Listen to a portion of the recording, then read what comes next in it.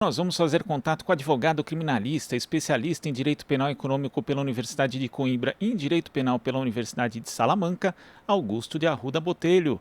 Bom dia, Augusto. Bom dia, como vão todas e todos?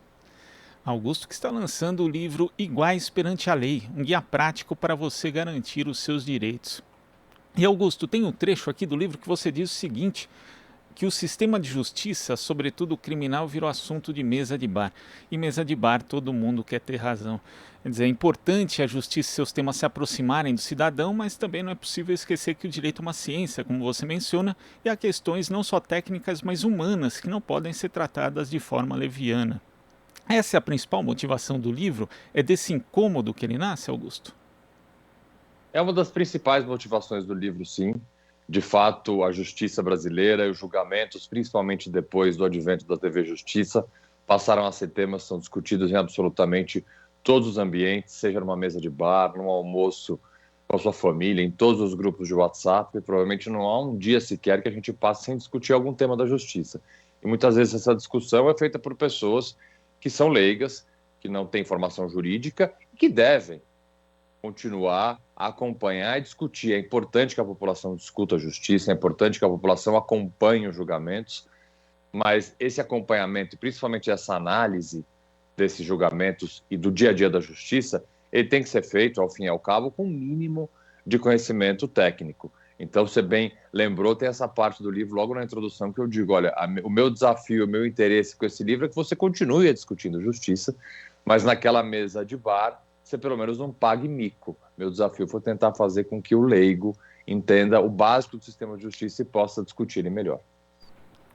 Agora, a gente tem o entendimento do leigo e também o entendimento da imprensa de uma forma geral. Em 2013, o Instituto de Defesa do Direito de Defesa, IDDD, do qual você é um dos fundadores, junto com o IBCCRIM, lançaram um guia manual de direito penal para jornalistas, que era uma publicação destinada a estudantes, profissionais do jornalismo, que já mostrava, na época, a sua preocupação também de profissionais do direito com a forma como a imprensa entendia e principalmente como não entendia temas ligados à área de direito penal. Isso faz 8 anos.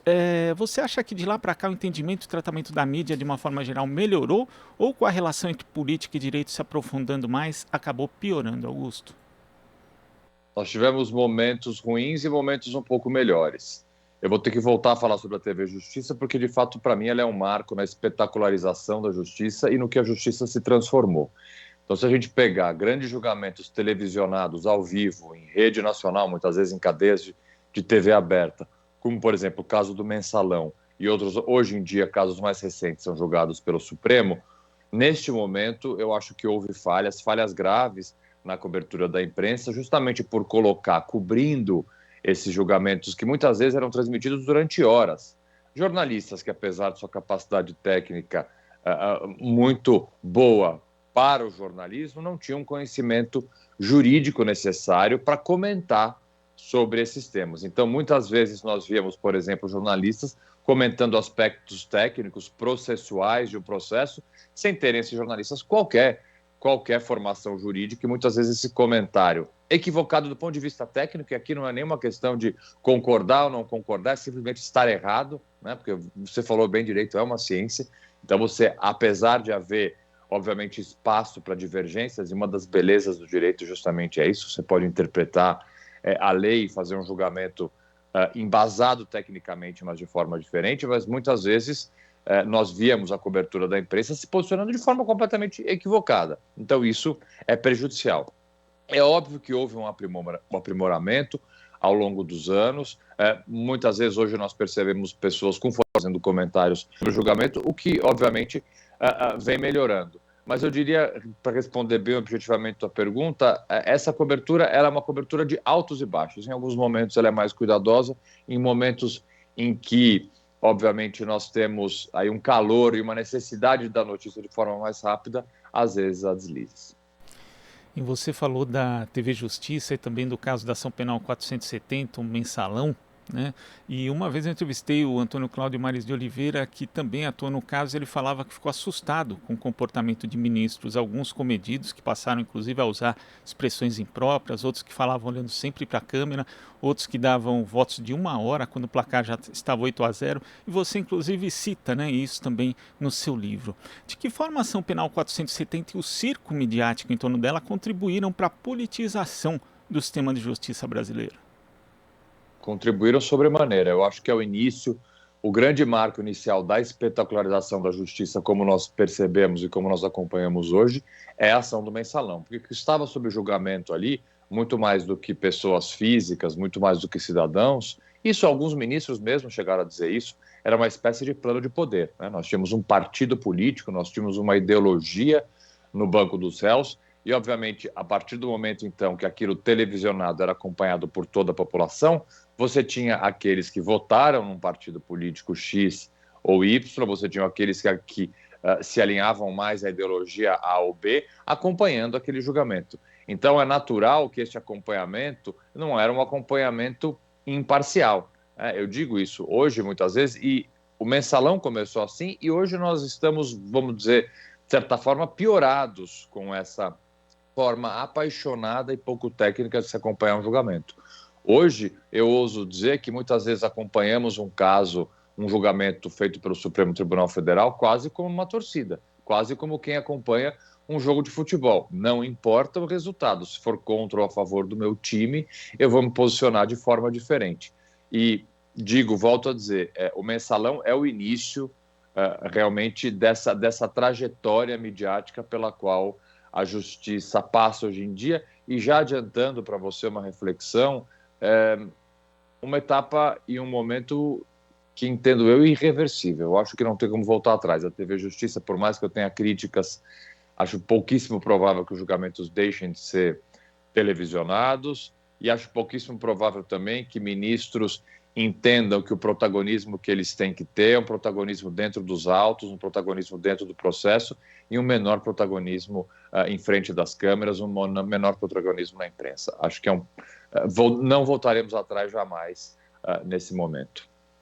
E às vezes a espetacularização se dá até mesmo sem a transmissão ao vivo, como a gente viu, por exemplo, no caso da Operação Lava Jato. Nesse aspecto, ela é uma espécie de mensalão 2.0 em termos de espetacularização da justiça? Ela chega a ser pior, né? Porque a Operação Lava Jato, se a gente fizer uma comparação de dramaturgia, enquanto o mensalão foi uma novela, vamos dizer assim, a Lava Jato é uma série, e é uma série com várias temporadas, né? Nós tivemos quase 90 fases da Operação Lava Jato. Isso são, pelo menos, se a gente pegar uma série que tem aí 10 episódios, são várias etapas de uma longa série. Então, que era acompanhada pela população apaixonadamente. Quando nós percebíamos, por exemplo, que muitas dessas fases, dessas operações eram deflagradas às sextas-feiras, como é natural que aconteça, a maioria das operações policiais, pelo menos acontecia às sextas-feiras por uma questão de logística. Então a população ansiosamente aguardava aqueles empresários famosos ou políticos aparecendo na TV ao lado do japonês da Federal, até personagens você tinha. Então a Lava Jato, eu acho, mais do que 2.0, é uma transformação completa na espetacularização, até porque as audiências começaram a ser transmitidas. Então, se a gente não tem a TV Justiça transmitindo julgamentos, a gente tem audiências sendo transmitidas, como foram da Lava Jato. Então, é um marco, outro marco. Os dois principais marcos da espetacularização, para mim, é o mensalão e depois a Lava Jato. E falando ainda de Lava Jato e também do fato de jornalistas errarem no ponto de vista técnico, Augusto, até hoje tem profissionais de imprensa que dizem que o ex-presidente Lula se livrou por conta de uma tecnicalidade ali das condenações no âmbito da Lava Jato, ou por uma mera formalidade. Você apresentou o primeiro pedido de suspeição do Moro em 2014, né? Você chegou a contar isso no Twitter. Então queria que você falasse o quão grave é para qualquer cidadão ser julgado por um juiz suspeito.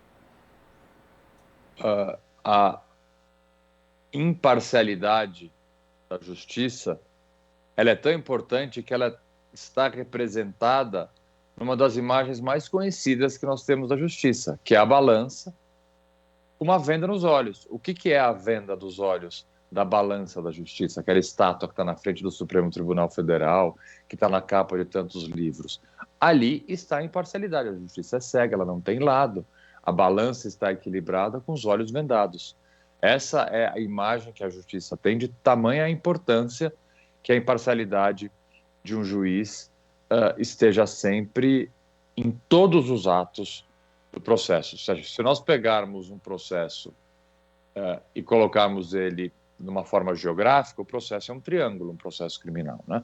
Nós temos as partes na base, o Ministério Público e a defesa, principalmente sendo um caso criminal, e equidistante lá em cima, o juiz. O juiz jamais deve se aproximar desequilibradamente de parte alguma, nem da defesa, nem da acusação. O que nós vimos acontecer com o juiz Sérgio Moro, e é importante mencionar, muito antes do aparecimento das mensagens do que foi conhecido por Vaza Jato. Você bem falou, eu apresentei a primeira exceção de suspeição em relação a Sérgio Moro há muitos, muitos anos atrás, antes de sequer se imaginar a possibilidade dessas imagens tão chocantes daqueles diálogos entre os procuradores e o juiz Sérgio Moro serem conhecidas, porque Moro já era suspeito pelos atos processuais dele. A partir do momento em que ele antecipava julgamentos de mérito, que nós chamamos, em despachos, por exemplo, que decretava prisões preventivas. Uma prisão preventiva é uma prisão processual. Você tem que justificar por que processualmente você precisa prender alguém. Moro fazia muito diferente. Moro já condenava a pessoa num decreto de prisão preventiva. Moro, em todas as decisões dele, ele já deixava bastante claro que a condenação já estava pronta, como de fato sempre esteve pronta. Nas audiências, Moro sempre era tendencioso e privilegiava a acusação em detrimento da defesa. Então, são esses vários fatos ao longo de um processo que sempre transformaram e sempre deixaram Moro parcial. A partir do momento em que um juiz ele se mostra parcial a uma das partes, a um dos lados, ele está automaticamente suspeito. E é só a gente pensar isso num outro processo, porque muitas vezes há dificuldade da população entender, porque nessa ânsia de se punir, porque temos uma sociedade estruturalmente punitivista, nós esquecemos que um juiz parcial é o mesmo juiz que pode julgar uma causa, por exemplo, de família, uma causa que vai decidir a guarda de uma criança. Ele vai julgar a causa de uma execução bancária, por exemplo, um banco lhe processando porque você deve algum dinheiro a esse banco, vai julgar uma causa trabalhista. O juiz que vota, o juiz que decide tendenciosamente para um dos lados é sempre um juiz suspeito, independentemente do tipo de processo que ele esteja. Agora, falando ainda de Sérgio Moro, da Lava Jato, vou resgatar aqui uma pergunta que foi feita ao Fabiano Santos, do grupo Prerrogativas, no Jornal Brasil Atual, na semana passada. O Moro e o Dallagnol estão provavelmente aí se candidatando nas próximas eleições. Depois de tudo aquilo que foi feito no âmbito da Lava Jato, não parece até, de certa forma, um estímulo para que outros membros da magistratura ou do Ministério Público possam ter um comportamento semelhante a eles, já que ser um mau juiz ou um mau procurador pode compensar por conta da projeção da imagem que essa pessoa tem? Vamos lá. Primeiro, juízes, membros do Ministério Público, têm todo o direito de se candidatar, assim como qualquer cidadão. Se eles tiverem os requisitos de legitimidade legais para se candidatarem, podem se candidatar. O que eu defendo é uma quarentena, justamente para evitar isso que você está colocando.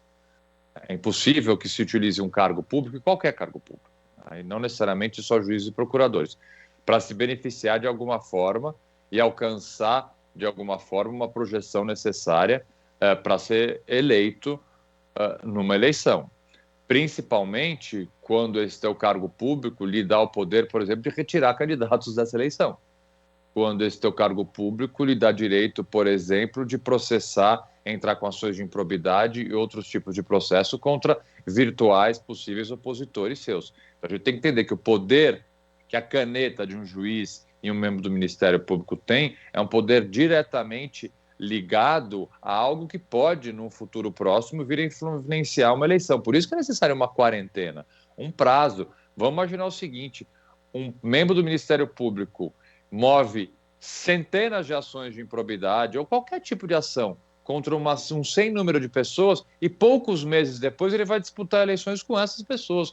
Como você pode garantir, eu não estou dizendo que vai acontecer, né, que essas ações necessariamente foram intentadas com interesse eleitoral, mas como você pode garantir a lisura e a independência de que essas ações não tiveram? É muito grave. Portanto, uma quarentena seria um mínimo para que a gente pudesse respeitar, obviamente, integralmente, um processo minimamente democrático.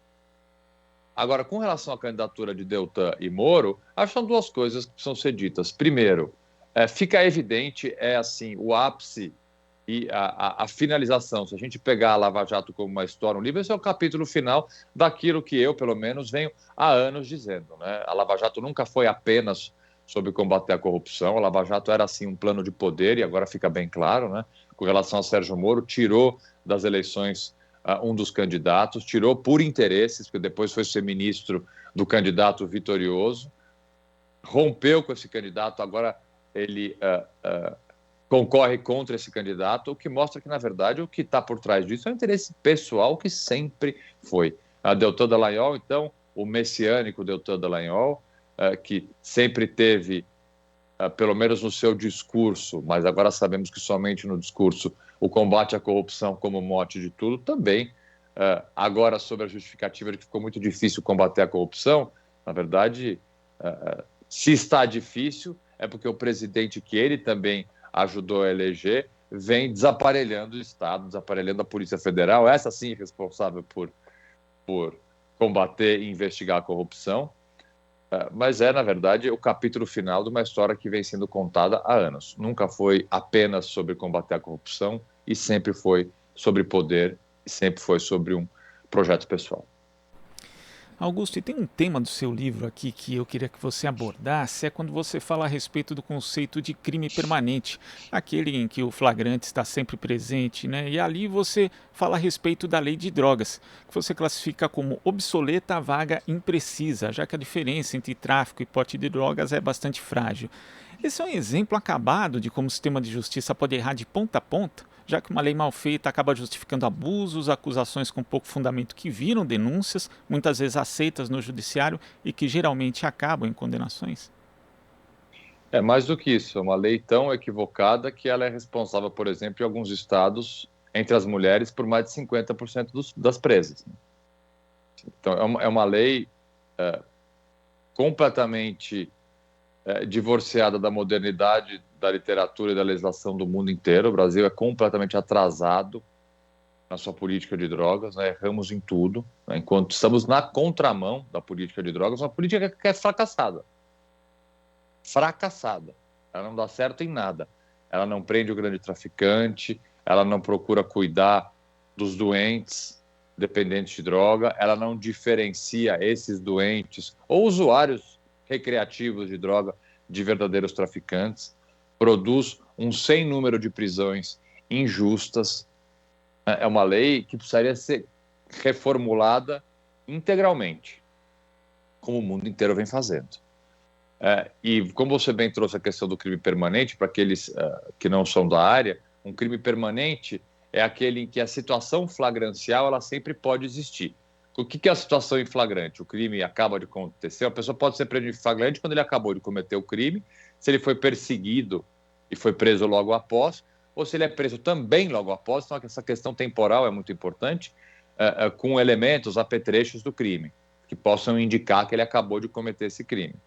É um crime flagrante, não, você pode ser preso, um crime permanente, você pode ser preso em flagrante a qualquer momento. E o tráfico de drogas é um desses crimes permanentes, o que justifica, muitas vezes, a invasão de domicílios, na imensa maioria das vezes em comunidades carentes, sob a justificativa que muitas vezes vem de uma denúncia anônima de que naquela casa, naquele barraco, naquela viela, é um local de tráfico de drogas. Então, só essa informação, ela serve muitas vezes para aquilo que nós, infelizmente, acompanhamos tanto, que é a polícia chutando a porta da residência de alguém, supostamente para procurar e verificar uma denúncia de tráfico de drogas, quando, na verdade, essa denúncia sequer existe, para vasculhar, para ilegalmente conduzir pessoas à delegacia e cometer aí as ilegalidades que nós costumamos, infelizmente, a ver.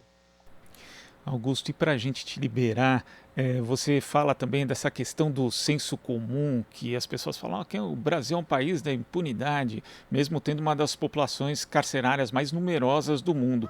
E tem um trecho que você diz o seguinte no livro: a sociedade brasileira é estruturalmente racista e punitivista. Aqui acredita-se que a prisão sempre deve ser rápida, quase imediata, se possível até sem processo. O que fazer? Como começar um trabalho para tentar reverter essa cultura punitivista que é tão arraigada no Brasil? Dificílimo, dificílimo, porque você já respondeu certa parte, é uma cultura enraigada. A questão que faz com que isso seja muito difícil de alteração é que, de fato, é justificável a sensação de impunidade. Apesar de que nós não somos o país da impunidade, nós somos um país que prendemos muito mal, somos sim a terceira maior população carcerária do mundo, e num marco de normalidade dessa estrutura punitivista, uma pessoa presa hoje por um crime de roubo, por exemplo, ela vai permanecer presa até o final do processo e muito provavelmente vai cumprir quase que integralmente a sua pena em regime fechado, o que desmistifica uma série de folclores e questões, mantras equivocados que nós temos sobre o sistema de justiça.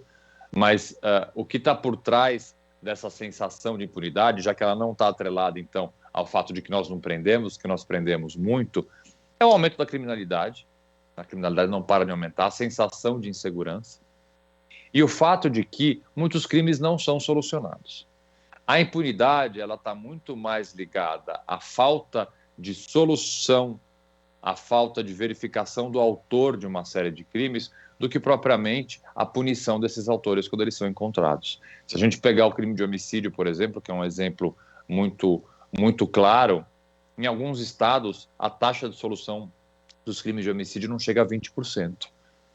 Ou seja, 80% daqueles que cometem um homicídio se veem impunes, nunca são pegos. É aí que está a impunidade. E como é que a gente altera isso? De uma forma difícil, que é investindo muito dinheiro e muito tempo. E nada que passe por grandes investimentos e tempos interessa à classe política. Nós sempre procuramos dar o quê? Soluções milagrosas, geralmente através de alteração de lei que não serve para nada. Se tem uma coisa, e eu trato isso no livro também, se tem uma coisa que não adianta absolutamente nada, e a estatística, a história mostra, é aumentar a pena de crime. A primeira resposta que o legislador dá quando a criminalidade aumenta é: vamos alterar a lei e aumentar a pena. Isso não adianta absolutamente nada. Não tem um crime na nossa história cuja incidência diminuiu a partir do aumento de pena. O que nós precisamos fazer é investir nas polícias, investir melhor na investigação, começar a punir mais rápido, fazer a justiça ser uma justiça mais rápida, que de fato nós temos uma justiça muito lenta, que também colabora para essa sensação de impunidade. Então, todas as soluções possíveis para responder longamente essa tua pergunta são soluções a longo prazo e custosas. Isso é o tipo de coisa que não interessa àqueles que efetivamente poderiam colocar a mão na massa. Augusto, queria agradecer aqui a sua participação e fica a dica para quem acompanha o Jornal Brasil Atual do livro Iguais Perante a Lei, um guia prático para você garantir seus direitos pela editora Planeta. Muito obrigado, Augusto. Até a próxima. Obrigado, você, foi um prazer falar e tenham todas e todos aí um bom dia e uma boa semana. Conversamos aqui com o advogado criminalista, especialista em Direito Penal Econômico pela Universidade de Coimbra e em Direito Penal pela Universidade de Salamanca, Augusto de Arruda Botelho. Você está ouvindo Jornal Brasil Atual. As notícias que os outros não dão.